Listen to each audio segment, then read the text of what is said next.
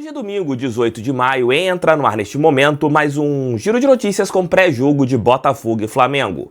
Hoje às 18 horas e 30 minutos, no estádio do Maracanã, Botafogo e Flamengo, segundo clássico do Botafogo no Campeonato Brasileiro, um time muito desfalcado, tendo um desfalque importante de última hora contra a equipe da Gávea. Jogo que pode colocar o Botafogo de novo na briga pelo título brasileiro. Tudo, mas tudo mesmo em relação a Botafogo e a equipe da Gávea nesse nosso pré-jogo. Roda a vinheta, que daqui a pouco eu tô de volta.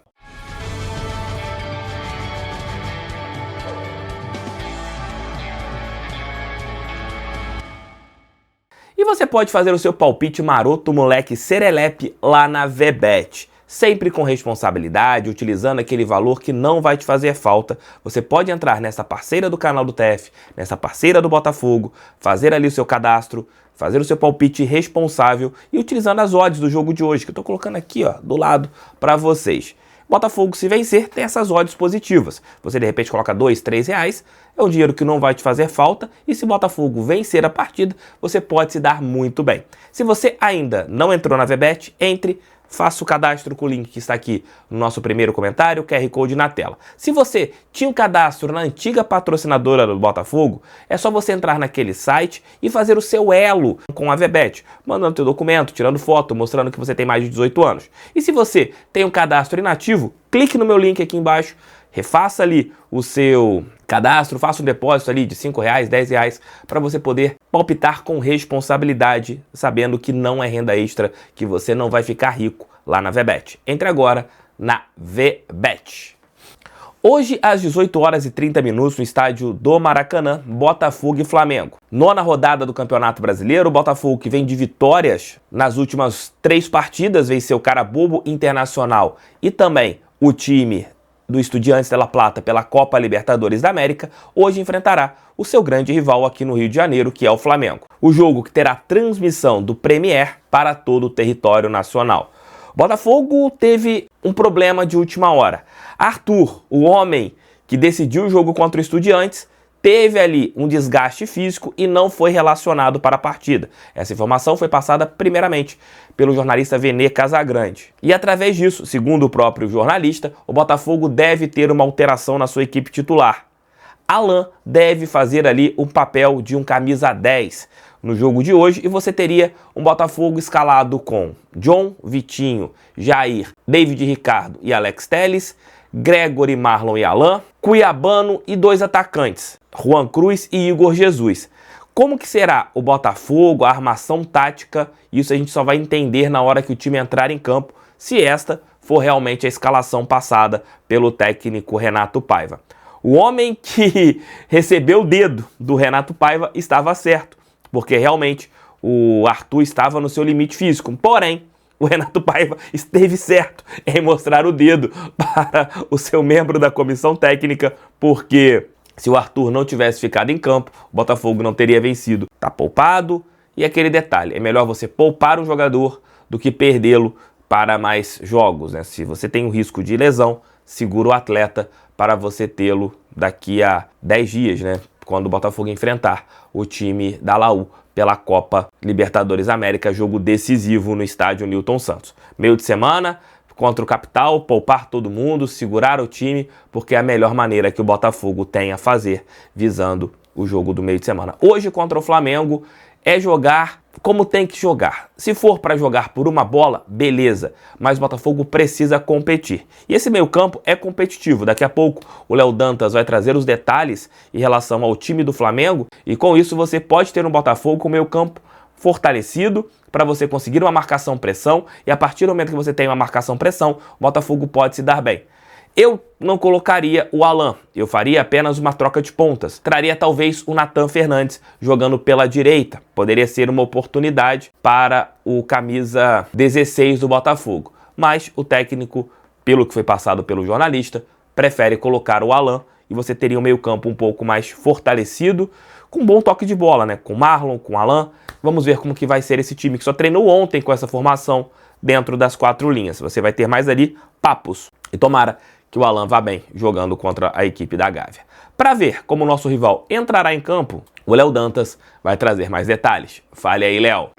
Oi TF, pessoal do canal, tudo bem? Vamos falar então do Flamengo projetando o clássico desse domingo pelo Brasileirão. Flamengo vice-líder do campeonato, 17 pontos, 5 vitórias, 2 empates, só uma derrota. Fez 17 gols, melhor ataque, tomou apenas 4, segunda melhor defesa da competição. Em 30 jogos no ano, só 4 derrotas. É claro que aí entra o Campeonato Carioca no bolo, que incha essa estatística, mas ainda assim, números muito consistentes, muito positivos, embora o Flamengo tenha, nos jogos importantes do início do Brasileirão e da Libertadores para cá, jogado menos do que se imaginava. Muita gente usou o estadual como parâmetro, a gente sabe que não é, e aí veio um pequeno choque de realidade, mas apesar de atuações ruins aqui e ali, o Flamengo está lá na ponta da tabela, está em segundo lugar, conquistando os resultados dentro daquilo que se imaginava.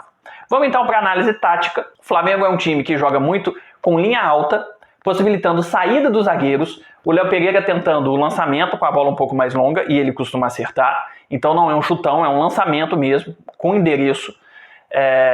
Não é com a mesma qualidade do Marlon Freitas, mas é algo semelhante na dinâmica do jogo, só que, obviamente, vindo um pouco mais de trás, mesmo com a linha alta, não é a mesma posição. E o Ortiz com um passe curto, né? Já tinha uma característica muito positiva de bola no chão no Bragantino, chegou a ser volante no Flamengo do Tite no ano passado, apurou essa questão do passe, então é um cara que avança para distribuir o jogo no passe um pouco mais curto. Outro ponto importante do Flamengo é que costuma fazer linha de 3 na saída de bola, o que permite que os laterais, muito ofensivos, possam subir sem muita responsabilidade defensiva. Quem costuma fazer esse recuo para fechar a linha de 3, entre os dois Léos, né? Ou às vezes entre um deles e o Danilo, quando joga de zagueiro pela direita, é o Pulgar, que não vai poder jogar contra o Botafogo. O substituto mais provável é o Everton Araújo. Eu não lembro de ter visto o Everton fazendo essa saída de 3. Mas muito provavelmente, para ter esse reforço defensivo, o Felipe Luiz vai fazer. Se não fizer, vai faltar recomposição lá atrás, o que, além da linha alta, é mais um chamariz para o contra-ataque. O Flamengo tem muita posse de bola, os adversários normalmente têm como única solução para atacar o Flamengo o contra-ataque, e esse tipo de lance costuma encaixar. A linha alta possibilita isso, se não tiver recomposição lá atrás, mais ainda. Então assim, ou vai segurar um lateral, ou vai recuar o Everton, mesmo que ele não esteja tão acostumado a essa função semelhante do Pulgar. Lembrando, o Pulgar é desfalque. Outro desfalque é o Gerson, o que meio que elimina uma outra possibilidade de formação de meio campo defensivo do time do Flamengo. Quando o Gerson e o De La Cruz jogam juntos, o Gerson encosta muito lá na frente, o De La Cruz até inicia a construção da jogada lá por trás, mas não marca tanto no meio campo pela questão da idade, e aí o Flamengo costuma dar um espaço ali no meio campo que os adversários usam para o chute de média e longa distância. Isso pode ser uma possibilidade durante o jogo, após as substituições do Felipe Luiz, mas não de início, já que o substituto mais provável do Pulgar é o Everton Araújo, que é sim um primeiro volante, mais de marcação, então deve dar essa pegada mais firme no meio campo. Nos jogos contra o Central Córdoba, no campeonato continental, na Copa Libertadores, ficou mais uma vez comprovado algo que eu já venho dizendo desde o ano passado. Como o Flamengo tem dificuldades com linhas altas. Não dá para jogar contra o Flamengo com linha alta o tempo todo. Vai tomar a bola nas costas e o Flamengo vai ter muitas possibilidades. Mas subir eventualmente para marcar a saída, evitando que o Flamengo fique confortável no jogo, tirando o Flamengo da sua zona de conforto, é fundamental. Se ficar lá atrás o tempo todo, vai chamar o Flamengo e ele vai imprensar. Essa linha alta vai encurralar o adversário. Se você ficar com linha alta o tempo todo, é perigoso. Então, talvez, como o Fluminense mostrou nos jogos do Campeonato Carioca, empatando 2 vezes sem gols com o Flamengo, a linha média é o grande segredo. E aí fazer o que o Central Córdoba fez. Quando o Flamengo estiver saindo, você sobe para pressionar e quebrar um pouco essa saída. Isso vai no mínimo atrasar a jogada do Flamengo e no máximo vai te dar uma roubada de bola dentro da área. O Central Córdoba acertou muito bem isso. O Flamengo é o time que menos sofre finalizações no Brasileirão e o Rossi é o terceiro goleiro em aproveitamento de defesas, 82%. Ou seja, é um time que concede poucas chances e quando concede o goleiro pega. O Botafogo vai ter que trabalhar muito bem esse estilo de jogo do Flamengo para ter a bola, muito provavelmente vai ter menos posse de bola, e aí quando finalizar com capricho para superar o goleiro argentino. Flamengo no ataque, intensidade inicial, é um time que tem muita posse de bola, 61%, e sempre com passes curtos. É o primeiro em passe curto do campeonato e o segundo em passe médio, ou seja, não é um time de lançamento, não é um time de bola longa, vai encurtando as distâncias, triangulando, tabelando e com a linha alta encurrala o adversário. Isso exige muita intensidade, o Flamengo é muito perigoso no começo, costuma fazer gols nos minutos iniciais, dá muita pressão para cima do adversário, mas isso exige muito fisicamente. O time tem tido lesões e tem cansado muito no fim. E é no fim que os adversários costumam espetar e preocupar um pouco mais do time do Flamengo.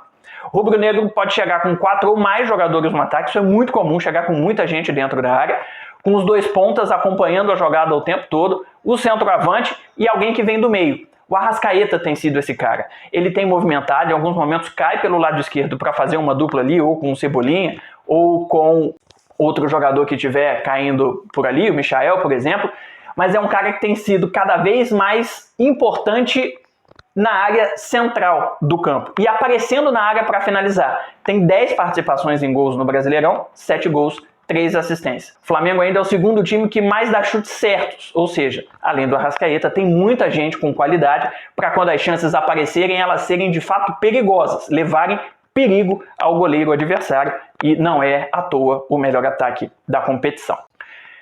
Esse trio meia, ponta, lateral também é fundamental, porque os dois laterais são muito ofensivos, você tem meias criativos que se movimentam, pontas muito incisivos, esses pontas que costumam puxar para dentro para finalização com o pé cruzado, né, com o pé oposto. Então, Michael, Luiz Araújo, Cebolinha, todos eles têm essa característica, então a defesa de lado do campo do Botafogo tem que estar muito esperta, os laterais vão ter função importante defensiva no jogo do Botafogo, para evitar esse corte para dentro, que corre o risco de deixar no mano a mano com a zaga, e aí é difícil segurar.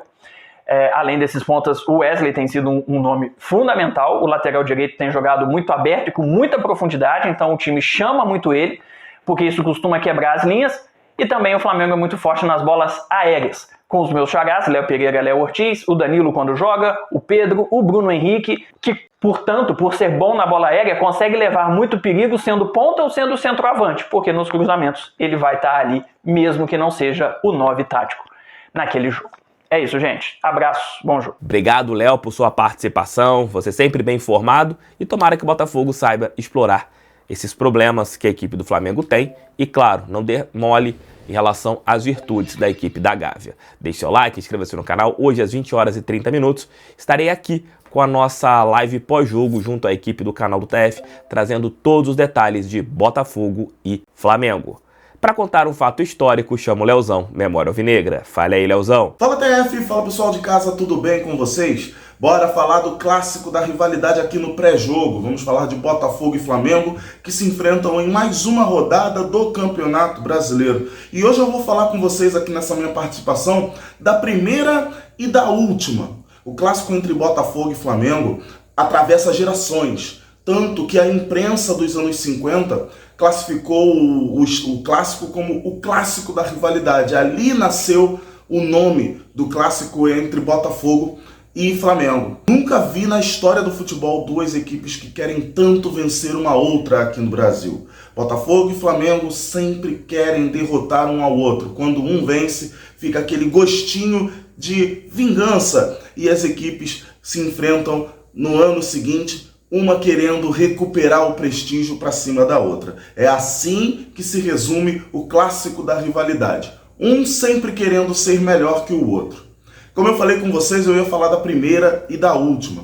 E a primeira vitória do Botafogo no Maracanã contra o Flamengo quis o destino que fosse no primeiro encontro entre os dois no novo estádio até então. Em outubro de 1950, o Botafogo venceu o Flamengo por 1-0. Aquele time tinha Osvaldo Baliza, Ávila, Otávio. Era um grande time treinado por uma lenda eterna, Carvalho Leite, um dos grandes artilheiros da história do Botafogo. O gol da vitória por 1-0 foi marcado pelo Neca e assim o Botafogo venceu a primeira partida entre Botafogo e Flamengo no Maracanã.